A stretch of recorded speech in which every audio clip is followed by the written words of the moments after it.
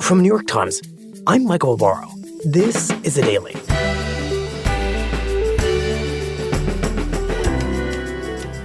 Today, a jury in Manhattan has found former President Donald Trump legally liable for sexually abusing and defaming the writer E. Jean Carroll, and has ordered him to pay her millions of dollars in damages. My colleague, Ben Weiser, tells the story of how a nearly 30-year-old allegation reached this moment.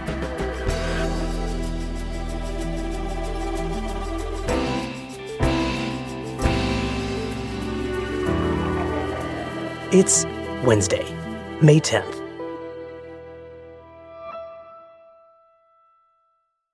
Ben, good evening. I know it's late. It's 8:10 p.m., so thank you for making time for us. Of course, Michael. Can you just describe where exactly you are? Yes, Michael, I am presently in the press room of the federal courthouse for the Southern District of New York in Lower Manhattan, where we just finished covering a major trial, the trial over the lawsuit brought by E. Jean Carroll, who had sued Donald Trump, accusing him of rape. And I want to get to that case, that trial, and ultimately to the verdict and what it means. But I want to start with, Ben, the unexpected and in a lot of ways improbable legal journey that brought E. Jean Carroll's case to this point. So tell us that story. This case stemmed from an incident that occurred in the mid-1990s when E. Jean Carroll, a prominent advice columnist for Elle magazine in New York, said that she had a chance encounter with Donald Trump. Yeah, well, thank you for your trust and for this. I think it's really important. Right, and of course, our colleague Megan Toohey actually interviewed E. Jean Carroll about this allegation for an episode of The Daily that ran back in 2019. That's right. But can you walk us through what happened this particular day? You had been at the studio where you and Carroll were. Yes, and I wanted to shop for something. I can't remember what it was. She went shopping after work at Bergdorf Goodman, a very, luxury department store on Fifth Avenue in Manhattan. He was standing outside and it was dark. So it must have been 6:30, maybe 7. He went like this when he saw me through the door. He stand there and stop me. Made a gesture, held up his hand. Yeah, held up the hand like that. And as she's leaving, right through a revolving glass door, she bumps into Donald Trump. And he came to the door. He said, "You're that advice lady." And I said, "You're that real estate mogul." He said, "Come advise me. I want to get a gift." I was like, this is charming. Oh, boy. I said, "Yes." I asked him who it was for. He said, "A girl." And Trump said he was there to buy a present for a girl. That was what she said. And asked Carroll, the advice columnist, to advise him.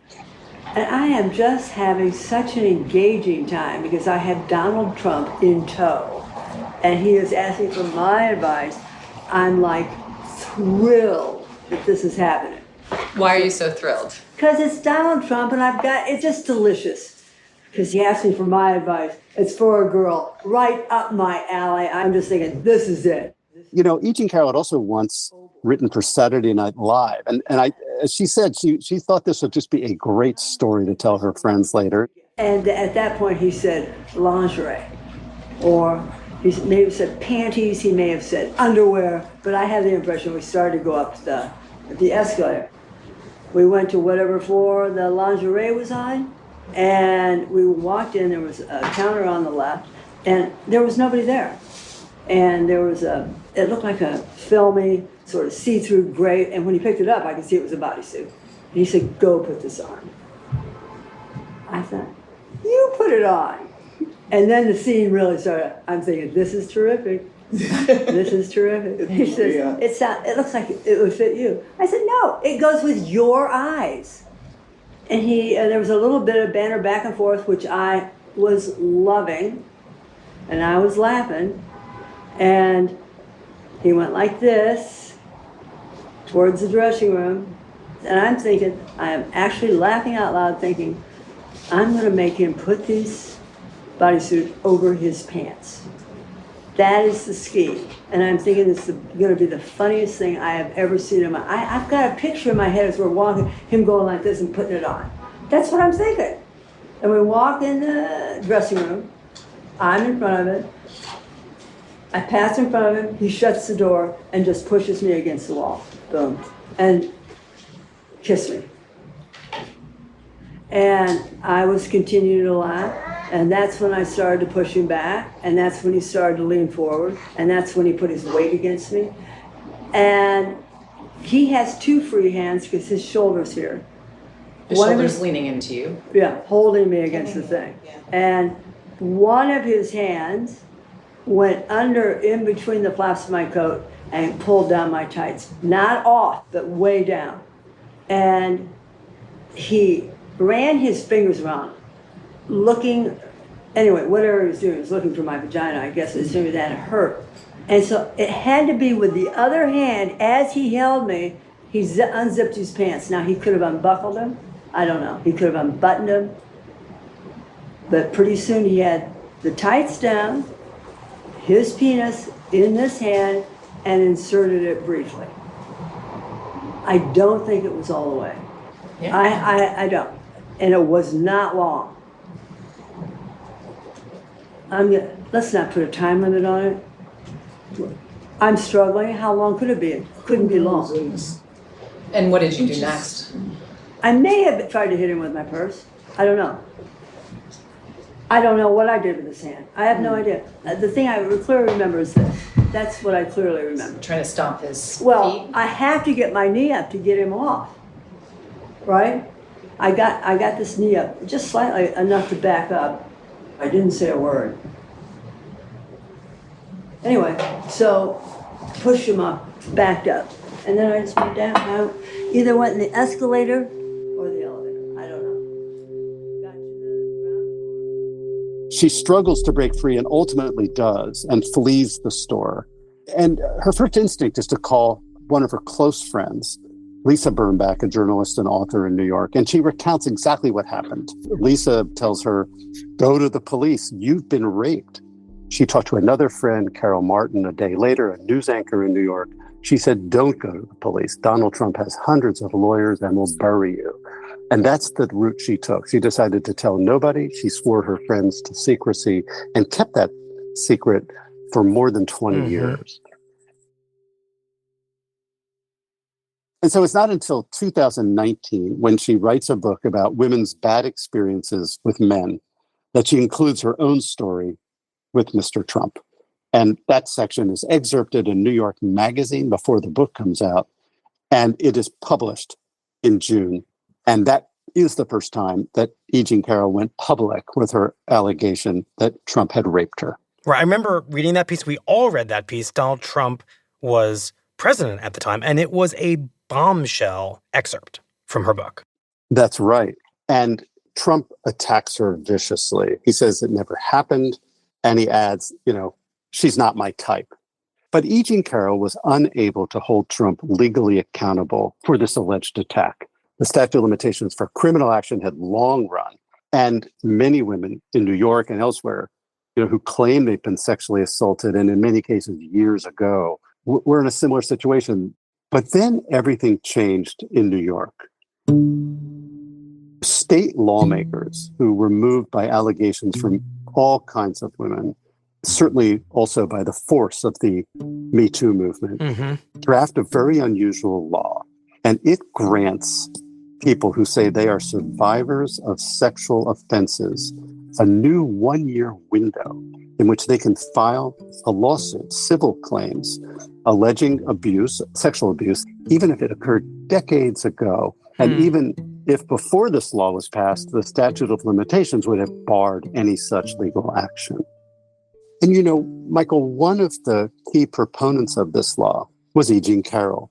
And when lawmakers were considering creating this law, she went to Albany, spoke at a news conference at the Capitol alongside sexual abuse survivors, and she sent passionate letters to assembly members calling for the law to be passed. She said in one of them, I stayed silent for years after I was attacked, and by staying silent, lost my chance to hold my attacker accountable. And then, Good morning. I wanted to make sure we start approximately on time because people have waited long enough. that law did pass. I'm so proud, in a matter of minutes, that I will sign the Adult Survivors Act with our incredible sponsors. It creates a one-year look-back window for adult And that survivors. 1 year window in which sex abuse survivors could file a lawsuit opened on Thanksgiving Day, November 24th of 2022.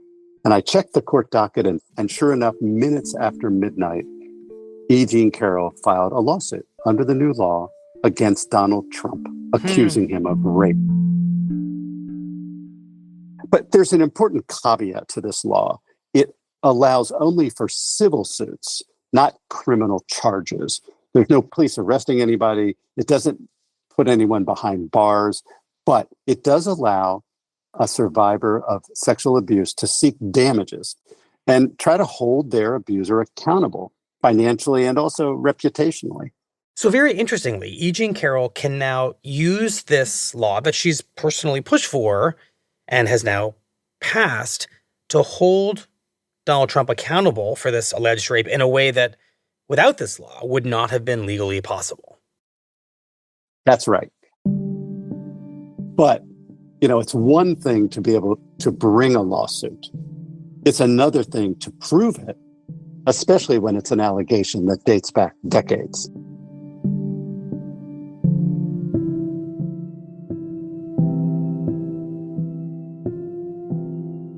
We'll be right back. So Ben, tell us about this trial, this civil trial, and what the legal burdens are for E. Jean Carroll exactly. Michael, in a criminal case, the standard of proof is very high to find somebody guilty of a crime. We all know it is called beyond a reasonable doubt. Mm-hmm. But in a civil case, which this is, the standard is much lower. So, for example, for Ms. Carroll to prove battery, which is the term that means an assault and covers the alleged rape, she merely had to prove by a preponderance of the evidence, which, as the judge pointed out today, simply means more likely than not. Some people say it's like 0.1% more than 50% possible. So as you can see, it's a much lower standard of proof than would be needed at a criminal trial. Got it. And as this case was filed, it also included a count of defamation. Ms. Carroll said that Donald Trump had defamed her, harmed her reputation because of statements he posted last October on his social media account, Truth Social, when he called her case a complete con job, a hoax, and a lie. And he said, "And while I'm not supposed to say it, I will. This woman is not my type." He reiterated that. And so this lawsuit went to trial a couple weeks ago in the federal court here on 2 counts. One was battery, the accusation that he had raped her, and the other was defamation. And the suit sought damages, money damages, for these 2 acts. So once this trial starts, what is the case that E. Jean Carroll and her lawyers present to the jury? The case begins with E. Jean Carroll herself. She's the main witness in the case. She testifies over several days, and she tells her story in graphic detail about what happened. And the rest of the trial was largely witnesses, another 10 or so, called by her lawyers, who all bolster her account in some way or another. The 2 friends that she talked to immediately after the assault, they completely confirm that she had told them about it those days right afterwards. So even though this is nearly 30 years old, there is a contemporaneous account essentially given by 2 friends, and they describe in different ways how she told them what had happened. And it's largely the story she told the jury earlier. Right. And as we've come to understand contemporaneous accounts, people who say, I was told something happened at the time, have become very important in trials and in cases of sexual assault. That's absolutely right, especially when there's no other contemporaneous report being made, whether it's to the police or to a doctor, for example. And 2 other witnesses who appeared testified at the trial that they were also assaulted by Donald Trump years ago. One, Jessica Leeds, a former stockbroker, testified that Trump had groped her and kissed her without her consent on an airplane in the 1970s. And Natasha Stoyanov, a former writer for People magazine, said that when she was at Mar-a-Lago interviewing Trump, he lured her into a room, pushed her against a wall, and kissed her without her consent. Mm-hmm. Those two accounts had enough relevance to Miss Carroll's allegation that the judge allowed both of those women to testify on her behalf. Got it. Presumably because the judge felt that they might help establish a pattern.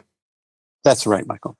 And in addition to witnesses who were called by E.G. and Carroll, the one man who was not at the trial, Donald Trump, made his presence known in several ways.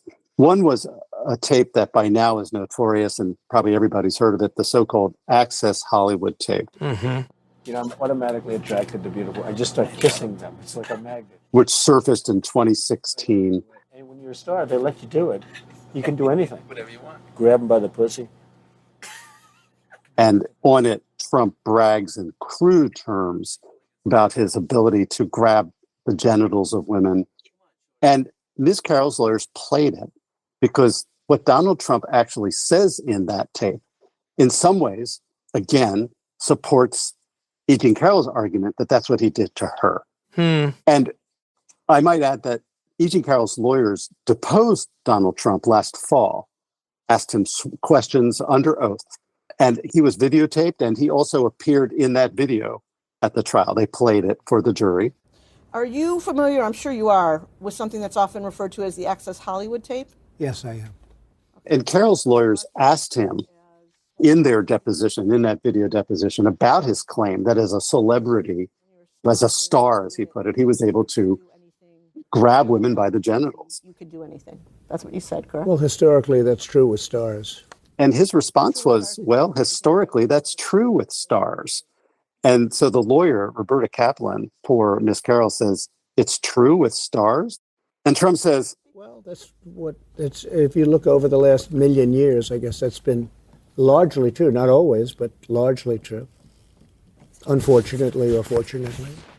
I guess that's been largely true. And then he says, unfortunately or fortunately. And that's what the jury heard him say and watched him say at the trial. So in a sense, by the time E.G. Carroll's presentation is finished, they have established her claim. They have established that it's been corroborated contemporaneously in conversations with friends. They have established that Donald Trump has allegedly done this to other women. And they have shown a video in which Donald Trump talks about his feeling that he can do this kind of thing to women. And then in a deposition, he doesn't really deny having said it or the fundamental sentiment that it represents. That's right. So then what about the defense? What kind of a defense does Donald Trump mount in this civil case? So Trump's lawyers presented no witnesses on his behalf. None. And of course, Donald Trump himself, who could have been a witness, did not come to the court. He did not attend the trial, and he did not testify on his own behalf. Do you understand why that was their strategy?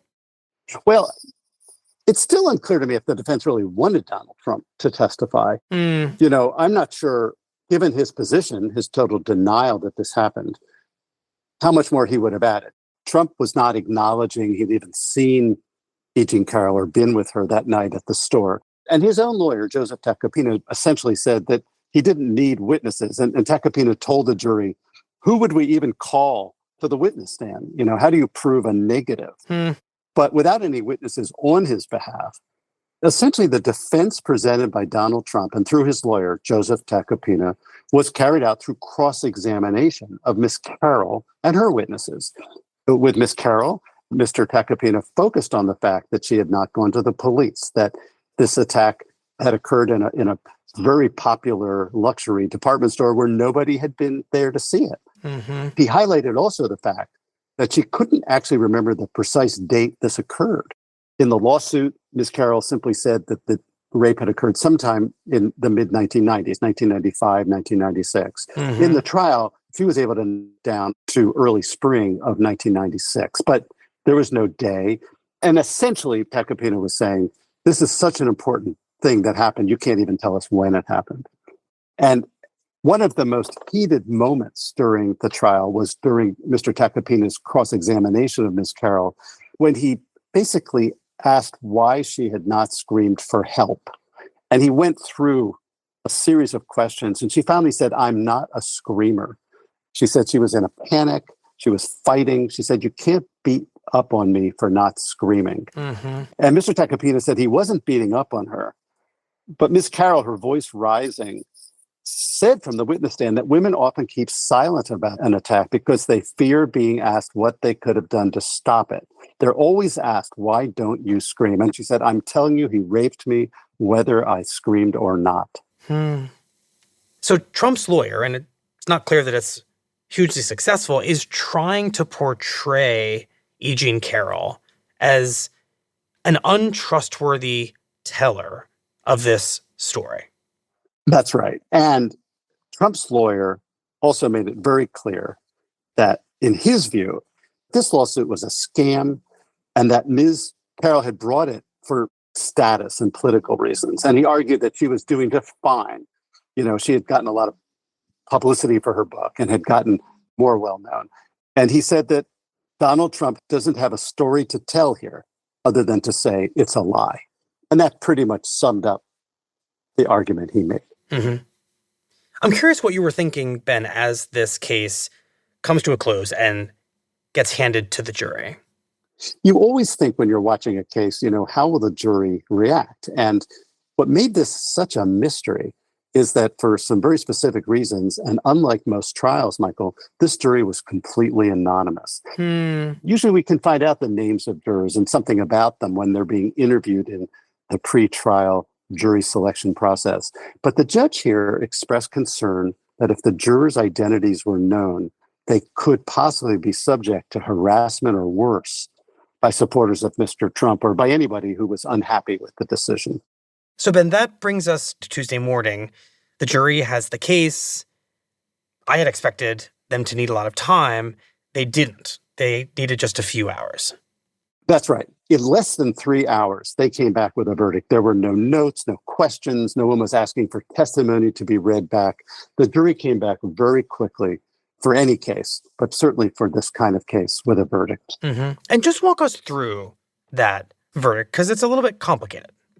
So when the jury took the case, they had a lot of questions before them. But in essence, it asked, did Ms. Carroll prove by a preponderance of the evidence, which is to say more likely than not, that Mr. Trump had raped Ms. Carroll as she accused him, or something less? Mm-hmm. And the option was given of sexually abusing Ms. Carroll. And that's what the jury chose. They did not say he raped her, but they said that she had proven that he had sexually abused her, which also meant that they believed that the two of them had been at the store together and that Trump had assaulted her, which you remember, he denied everything. He denied even knowing her, being at the store, or any aspect of her allegation.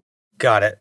The jury also went through a series of questions on the defamation claim that she had filed and ultimately found that he had defamed her. And eventually, when you add it all up, awarded her $5 million in damages to compensate her for both the impact of the sexual abuse as well as the harm to her reputation that was done by the defamatory statements on Truth Social. Ben, how did you interpret that ultimate verdict? How do you make sense of it? Michael, of course, we don't know for sure. We can't talk to the jurors. As I said, they were anonymous.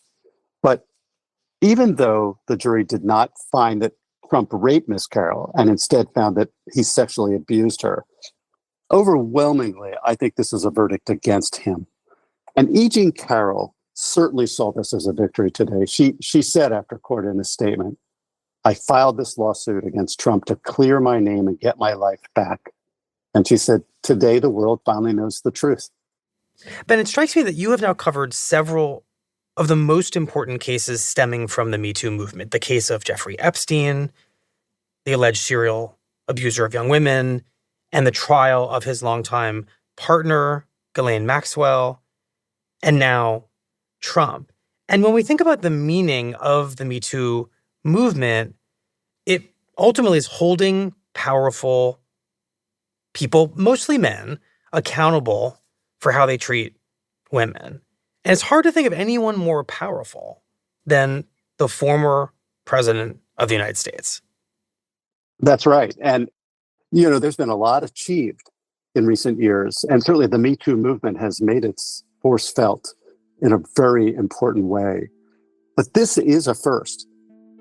This is a former president of the United States who had been accused by multiple women over the years of sexual misconduct. And for the first time, one of those women has been able to hold him accountable in a trial in a federal court. And wherever this goes and whatever other cases are brought, there's no question that it's a kind of milestone, I would think, legally and socially, and it's going to resonate.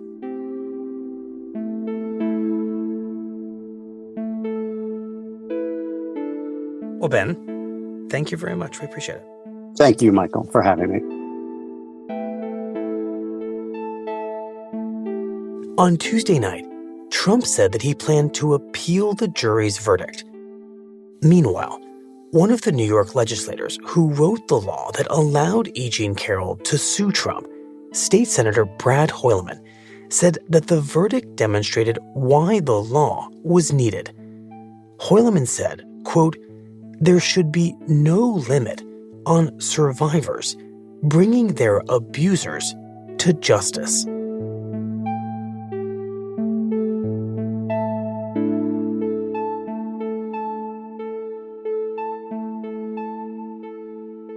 We'll be right back.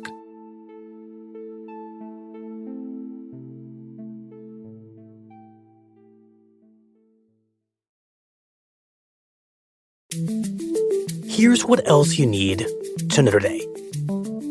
On Tuesday night, President Biden and House Speaker Kevin McCarthy emerged from a high-stakes meeting at the White House with no consensus on how to avoid a financial crisis when the government hits its debt ceiling on June 1st and can no longer pay its bills. Everybody in this meeting reiterated the positions they were at. I didn't see any new movement. The president said the staff should get back together. Both sides stuck to their original bargaining positions, with Biden demanding that Congress raise the debt ceiling unconditionally, and McCarthy insisting that such a move be accompanied by big spending cuts. Speaking to reporters afterward, McCarthy expressed frustration with the president. Well, I asked him numerous times, are there some places we could find savings? He wouldn't give me any, so I'm hopeful that we'll be able to find them. And after a nearly 3-month medical absence from the Senate that threatened to derail Democrats' agenda, Dianne Feinstein returned to Washington on Tuesday night. Her return will restore a Democratic majority to the Senate Judiciary Committee, where Democrats need her vote to confirm federal judges and conduct investigations into the ethics of Supreme Court justices. Feinstein had asked to be replaced on the committee by a fellow Democrat, but Republicans blocked the move, making her return increasingly urgent. Today's episode was produced by Stella Tan, Alex Stern, and Claire Tennisgetter. It was edited by Lexi Diao and Lisa Chow, contains original music by Alishaba Etube, Dan Powell, and Marian Lozano, and was engineered by Chris Wood. Our theme music is by Jim Brunberg and Ben Landsberg of Wonderly. Special thanks to Lola Fadula and Kate Christebeck.